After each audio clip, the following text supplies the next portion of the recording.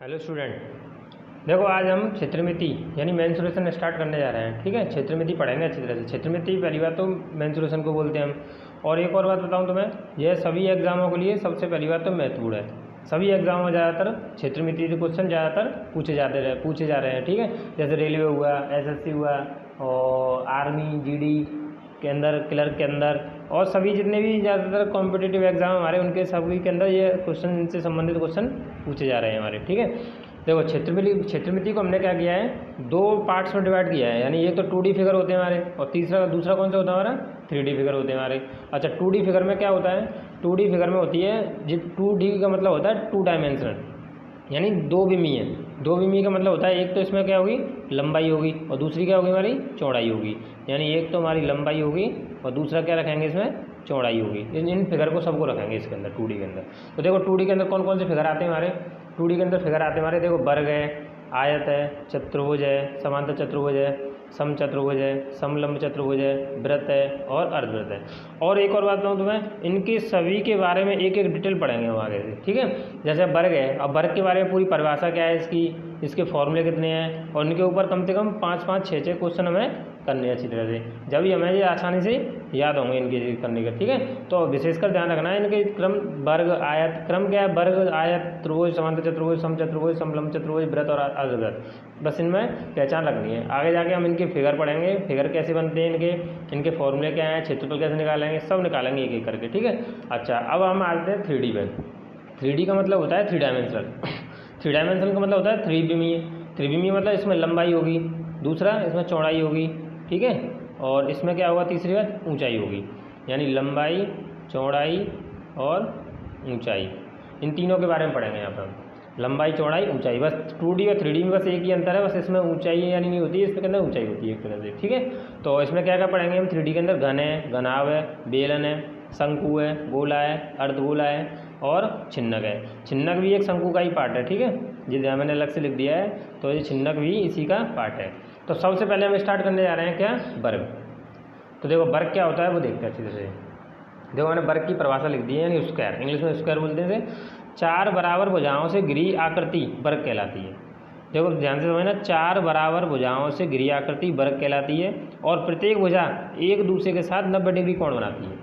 जी बात आगे के लिए तो हमें ध्यान रखना है कि प्रत्येक भुजा एक दूसरे के साथ 90 डिग्री कोण बनाती है। देखो मैंने यहाँ पे एक फिगर बनाया है, ये वाला जो बनाया यहाँ पे, कि अगर हम जी बोलेंगे तो इसमें 4 तो भुजाएं होंगी हमारी। जैसे अब अगर शीर्ष बना लें हम, A, B, C और D, तो ये 4 भुजाएं होंगी। चारों भुजाएं कैसी होंगी, बराबर होंगी। यानी जी भुजाएं कैसी होंगी हमारी, बराबर भुजाएं होंगी। जी तो बोल रहे हैं हमारे, तो 4 बराबर भुजाओं से घिरी आकृति वर्ग कहलाती है, और प्रत्येक भुजा एक दूसरे के साथ 90 डिग्री कोण बनाती है। 90 डिग्री का कोण बनाती है, यानी यहाँ पे एक दूसरे के साथ कितनी डिग्री कोण बनाएंगे, ये 90 डिग्री का कोण बनाएंगे यहाँ पे। ठीक है, तो ये हमारी एक बात हो गई। अच्छा, अब इससे हम समझेंगे कि इसका क्षेत्रफल, अगर हम इसकी भुजा थोड़ी देर के लिए क्या मान लें, हम A मान लें। हम क्या मान लें, हम A भुजा मान लें अगर हम यहाँ पे इसकी भुजा, तो ये भी A होगी हमारी, और ये भी A होगी, और ये भी A होगी हमारी। तो सबसे पहली बात तो हम वर्ग का क्षेत्रफल पढ़ेंगे। हम वर्ग का क्षेत्रफल क्या होता है, देखो वर्ग का क्षेत्रफल होता है भुजा गुणा भुजा। क्या होता है हमारा, भुजा गुणा भुजा। ऐसे याद रख सकते हैं, या फिर हम ये रख सकते हैं यार, भुजा का स्क्वायर, भुजा का वर्ग लिख सकते हैं हम, भुजा का वर्ग लिखकर। तो हम आराम से क्या निकाल लेंगे, वर्ग का क्षेत्रफल निकाल लेंगे। ठीक है, दूसरा बात वर्ग। अच्छा एक और बात बताऊं तुम्हें, हमें ये अच्छी तरह से, चलो जी वाली बात जानते होंगे, तो ये अगर इस कोने को और इस कोने को मिला दें तो ये क्या बन जाता है, वर्ग का विकर्ण बन जाता है हमारा। वर्ग का विकर्ण बन जाता है हमारा, वर्ग का विकर्ण बन गया हमारा। तो एक बात यहाँ समझते हैं हम, इसे क्या बोल देते हैं, हम D बोल देते हैं, डायगोनल। इसे क्या बोल देंगे, हम D बोल देंगे। अच्छा अब एक बात जानते हैं कि यहाँ पे एक जे 90 डिग्री बन रहा है, 90 डिग्री बन रहा है कि नहीं बन रहा है यहाँ पे, और जे विकर्ण हो गया, तो 90 डिग्री के सामने वाली भुजा क्या मानी जाती है वैसे। अब एक तरह से देखेंगे, जी समकोण त्रिभुज बन गया हमारा पूरा, जी कौन सा, ABC, और इधर से ADC, ये दोनों समकोण त्रिभुज बन गए। अगर हम ये देखें, ये समकोण समकोण बन गया यहाँ पे, तो समकोण के सामने वाली भुजा क्या कहलाती है हमारी, कड़ कहलाएगी कि नहीं कहलाएगी, और ये आधार बोल देंगे इसे, और इसे लंब बोल देंगे यानी ऊंचाई को। तो इसमें क्या कर सकते हैं, हम पाइथागोरस थ्योरम का लगा सकते हैं, और आराम से जी विकर्ण निकाल सकते हैं हम, तो निकाल सकते हैं आराम से विकर्ण। तो ठीक है, अभी निकालेंगे इसका विकर्ण। पहले हम वर्ग की परिमाप देख लें एक बार। तो वर्ग की परिमाप क्या होती है? वर्ग की परिमाप का मतलब होता है चारों भुजाओं का एक जोड़ कर दें हम, यानी चारों भुजाओं का जोड़ कर दें, यानी ए से स्टार्ट करें, ए से बी, फिर बी से सी, फिर सी से डी, फिर डी से डी, यानी एक पूरा चक्कर लगा दें तो एक परिमाप हो जाती है हमारी। ठीक है, एक परिमाप हो जाएगी हमारी। तो अब देखो एक बार बताओ, ए इधर से चलेगा, फिर ए इधर से, फिर ए इधर से, फिर ए इधर से, तो कितना ए चल गया टोटल? 4a। तो ये हो जाएगी हमारी परिमाप, यानी ये बोल सकते हैं 4 गुणा भुजा, 4 गुणा भुजा बोल सकते हैं परिभाषा। अच्छा, अब वर्ग का विकर्ण अब निकालते हैं। तो देखो पाइथागोरस थ्योरम हम जानते हैं अच्छी तरह से। पाइथागोरस थ्योरम कब लगाई जाती है? पाइथागोरस प्रमेय यानी थ्योरम लगाई जाती है समकोण त्रिभुज हमेशा। तो समकोण त्रिभुज क्या बोलता है? समकोण त्रिभुज में पाइथागोरस बोलती है कि अगर हम कर्ण का वर्ग कर दें और शेष भुजाओं के वर्ग करके जोड़ दें तो उसके बराबर हो जाता है। तो आधार लंब का स्क्वायर, आधार का स्क्वायर प्लस लंब का स्क्वायर। ठीक है, ये है। अब एक बात समझना ध्यान से, कर्ण का स्क्वायर ऐसे ही रहने देंगे हम यहाँ पे। ठीक है, कर्ण का स्क्वायर ऐसे ही रहने देंगे। अच्छा, अब आधार कितना है हमारे पास? ए है, तो ए स्क्वायर हो जाएगा, और लंब कितना है? ये भी ए स्क्वायर है, तो ए स्क्वायर स्क्वायर कितना हो जाएगा हमारा? ए स्क्वायर स्क्वायर बराबर हो जाएगा हमारा 2a स्क्वायर, और यहाँ से स्क्वायर हटाएंगे तो सामने वाले नंबर पर क्या आ जाएगा? वर्गमूल आ जाएगा। तो कर्ण बराबर कितना हो जाएगा हमारा? स्क्वायर के अंदर, रूट के अंदर 2a स्क्वायर, और ए स्क्वायर तो बाहर निकल आएगी, तो रह जाएगा कितना? a√2, a√2। जी क्या बन गया हमारा? वर्ग का विकर्ण। तो हमें वर्ग का विकर्ण क्या याद रखना है? a√2, या जी बोल सकते हैं भुजा गुणा √2, भुजा गुणा √2। विशेषकर तुम्हें ये याद रखना है। ठीक है, जी ए स्क्वायर बोलते हैं यहाँ पे, ये फॉर्मूला याद रखना है।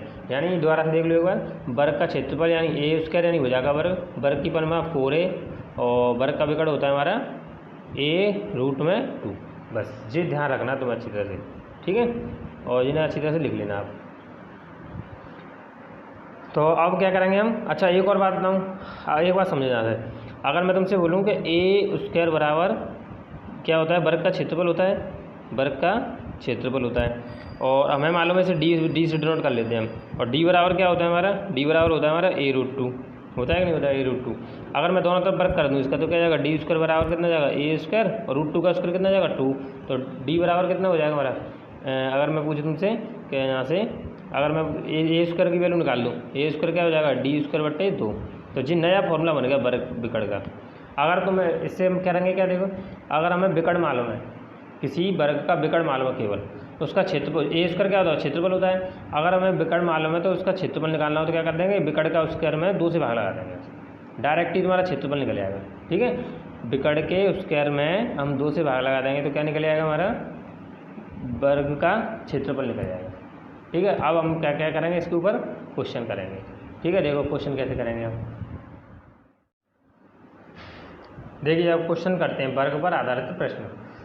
देखो पहला क्वेश्चन क्या पूछा है? बिल्कुल सिंपल सा क्वेश्चन पूछ लिया उन्होंने कि एक वर्ग की भुजा 8 सेंटीमीटर है, तो क्रमशः वर्ग का क्षेत्रफल, परिमाप और विकर्ण तीनों चीज़ बतानी है तुम्हें। ठीक है, तो सबसे पहली बात तो देखो वर्ग की भुजा देख रखी है, तो पहले तुम लिख लो ए बराबर लिख लेंगे। ए बराबर कितना दे रखा है? 8 सेंटीमीटर। ठीक है, 8 सेंटीमीटर दे देगा हमें। अब क्या निकालना है? क्षेत्रफल निकालना है। तो हमें पता है क्षेत्रफल निकालना है, तो क्षेत्रफल क्या होता है वर्ग का? ए स्क्वायर। क्या होता है हमारा? ए स्क्वायर। ए स्क्वायर नहीं, 8 का स्क्वायर कितना हो जाएगा? 8 रख देंगे यहाँ पे, एक ही जगह कितना रख देंगे हम? 8। तो 8 का स्क्वायर कितना जाएगा? 64 सेंटीमीटर स्क्वायर। ये तो हो गया पहला पार्ट हमारा। अच्छा, दूसरा पार्ट क्या पूछा था उन्होंने? दूसरा पार्ट पूछा था उन्होंने वर्ग का परिमाप। परिमाप क्या होती है? देखो परिमाप बराबर होता है हमारा 4a। ये तो होता है 4a, तो क्या जाएगा? 4 × 8, तो कितना हो जाएगा हमारा? 32 सेंटीमीटर। कितना हो जाएगा हमारा? 32 सेंटीमीटर। अच्छा, तीसरा पार्ट पूछा है उन्होंने विकर्ण। तो तीसरा पार्ट में क्या पूछा उन्होंने? विकर्ण। तो विकर्ण बराबर क्या होता है हमारा? विकर्ण बराबर होता है a√2। अब ये भी पढ़ा है हमने। विकर्ण बराबर क्या होता है? a√2। तो a का मान कितना दे रखा है हमें पहले से ही? 8 सेंटीमीटर। तो 8√2 हो जाएगा सेंटीमीटर। ठीक है, तो इसमें कौन सा आंसर हो जाएगा हमारा? आंसर हो जाएगा हमारा जी पहला वाला। ठीक है, सिंपल क्वेश्चन आते हैं पेपर में, बिल्कुल ऐसे ही करने हैं। ठीक है, आराम से देखेंगे। और देखो आगे दूसरा क्वेश्चन देखते हैं। दूसरा क्वेश्चन में क्या बोल रहा है कि यदि एक वर्ग की परिमाप दे रखी है 12। अब देखो एक बात समझो पहले, कभी भी तुम्हें अगर वर्ग का क्षेत्रफल दे दे या वर्ग की परिमाप दे दे तो उससे पहले तुम्हें भुजा निकाल के लानी है। ठीक है, सबसे पहले उसकी क्या निकालनी है? भुजा निकालनी है। अब देखो हमें परिमाप दे रखा है, तो परिमाप के बराबर 12 लिख लेंगे हम। किसके बराबर लिख लेंगे? परिमाप के बराबर 12 लिख लेंगे। तो दूसरा क्वेश्चन देखते हैं, तो पहला हो गया हमारा। ठीक है, दूसरा क्वेश्चन दे रखा है परिमाप दे रखी है हमने, यानी परिमाप कितनी दे रखी है हमें? परिमाप दे रखी 12। अब हम क्या करेंगे? परिमाप का ही फॉर्मूला खोल देंगे यहाँ से। परिमाप कितनी होती है वर्ग की? परिमाप होती है वर्ग की 4a। और बराबर 12, तो 4 से कट जाएगा 3 बार, तो ए कितनी आ गई मेरे पास, 3 आ गई।